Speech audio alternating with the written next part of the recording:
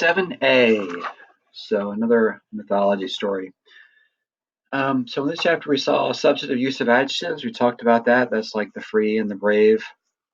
Um, Noun declensions. This is the big thing. You've already seen the first and second declension, but now they're starting to show you the third declension. And as I said before, the book kind of makes the third declension kind of complex. The most important thing is to get the endings down, and you should really recognize the different forms that you'll come across. You should be able to recognize and learn the what little variations there are. What else? Also, reflexive pronouns they introduced in this chapter. Okay, so reflexive pronouns they refer back to the subject. Okay, so first, second, third person reflexive pronouns we saw. Okay, I don't think any of those are in this first paragraph, but what we do have, of course, are verbs, which are underlined in red, as always. I have underlined, not underlined, I've highlighted in green some third declension forms. And there's a couple of datives I've highlighted in yellow to go back to the use of the dative we saw in the last half chapter. So let's look at this first paragraph. Epe de paraine ton muton he marine he melita hos colosisten ho mutos pesin. Lega hemin alon tina muton, o mater, he de marine udamos pesin. Nun gar en no echo to depnon perscoasden.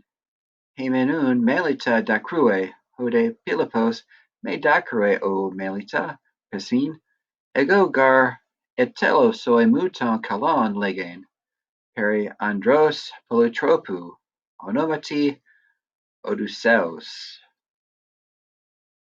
Okay. All right, let me get the eraser here. So, epe. So when, okay, the verb is finishes. Is there a nominative? That's not nominative. That is. So when Marine finishes the accusative, ton muton, the story, right? Second declension, accusative, masculine for sure. The ton tells me that. Hey tells me this is feminine. It's a first declension, nominative singular. So when she finishes the story, Melissa, which is also feminine and nominative singular and first declension, she says, "Hos kolosisen ho mutos." Essene says, she says, and host here with an adjective how. So how beautiful, kalos, is the story.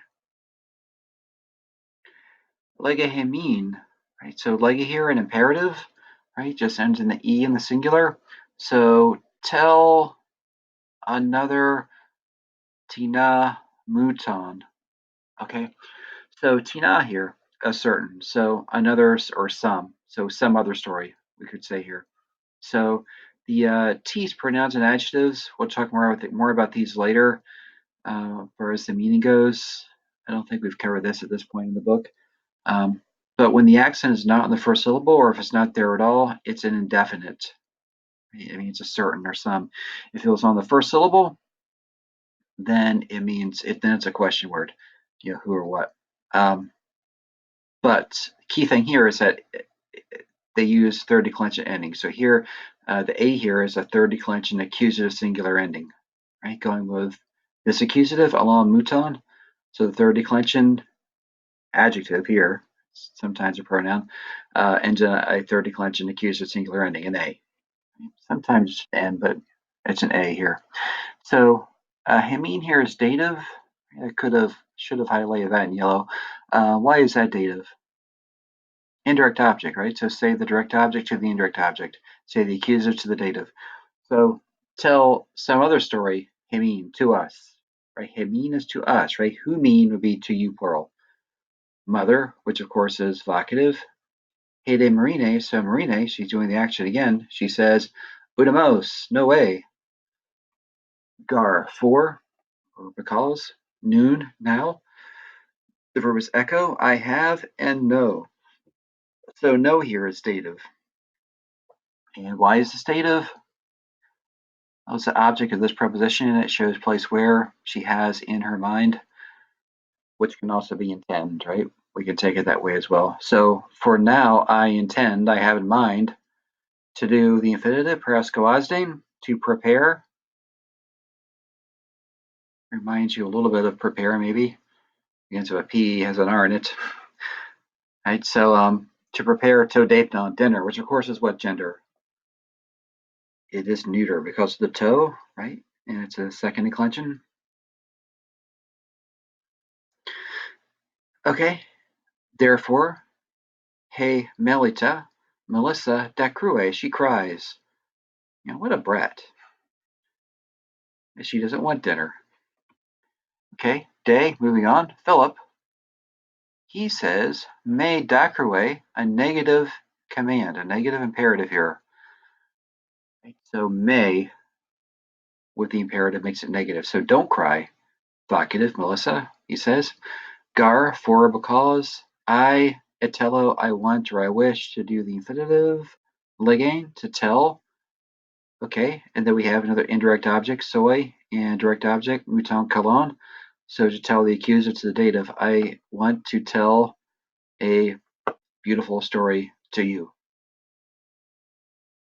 About a polytropu, a much-traveled andros, man. Okay, so andros here is a third declension from aner. Its genitive is andros. So in the third declension singular genitive, the ending is os. Os. Okay. So about a much-traveled man. Right? And so since this adjective is describing a genitive, of course, it takes a genitive ending. It's a second declension ending because it's modifying a masculine. Right? This is the first and second adjective. So a much-traveled man. Then apposition, when you follow one noun with another that renames or describes it, that's apposition, and it's got to be the same case. So Odysseus here. Right? This is genitive. Also third declension. See, it's omega s instead of an omicron s. Right? We'll see the reason for that in a later chapter, but recognizing omega s as being like the short os, recognizing them both as third declension genitive singulars, right? We don't want that to be too hard, right? So hopefully you won't find that too hard, because if you don't find it too hard, then third declension is going to be a lot easier than the book makes it. Right? So they're both os, right? So they're both genitive.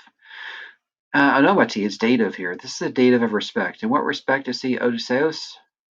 By name, right? A dative of respect. How is he Odysseus? By name. Okay. All right. So a story about Odysseus, who was just a terrible ship captain. Um, but I'm sure there'll be an interesting story. So let's go through this. We'll go over it. And until next time.